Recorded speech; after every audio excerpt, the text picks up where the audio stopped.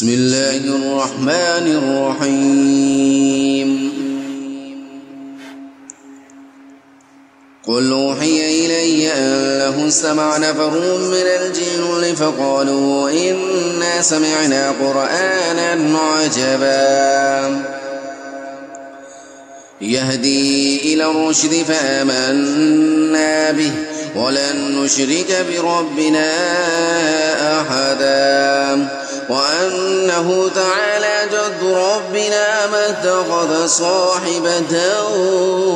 ولا ولدا وأنه كان يقول سفيهنا على الله شططا وأنا ظننا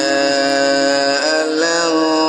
تقول الإنس والجن على الله كذبا وأنه كان رجال من الإنس يعوذون برجال من الجن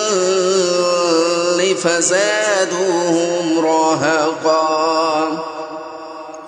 وأنهم ظنوا كما ظننتم أن لن يبعث الله أحدا وأنا لمسنا السماء فوجدناها ملئت حرسا شديدا وشهبا وأنا كنا نقعد منها مقاعد للسمع فمن يستمع الآن يجد له شهابا رصدا وأنا لا ندري أشر أريد بمن في الأرض أم أراد بهم ربهم رشدا وأنا منا الصالحون ومنا دون ذلك كنا طرائق قددا وأنا ظننا أن لن نعجز الله في الأرض ولن نعجزه هربا وأنا لما سمعنا الهدى آمنا به فمن يؤمن بربه فلا يخاف بأسا ولا رهقا وأنا منا المسلمون ومنا القاسطون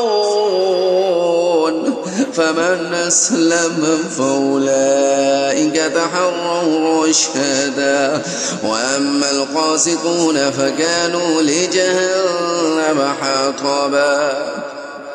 وأن لم استقاموا على الطريقة لأسقيناهم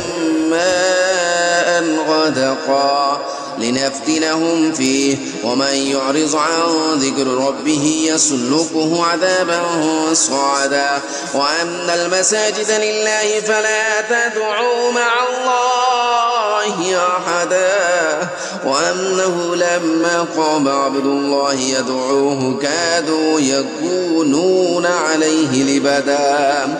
قل إنما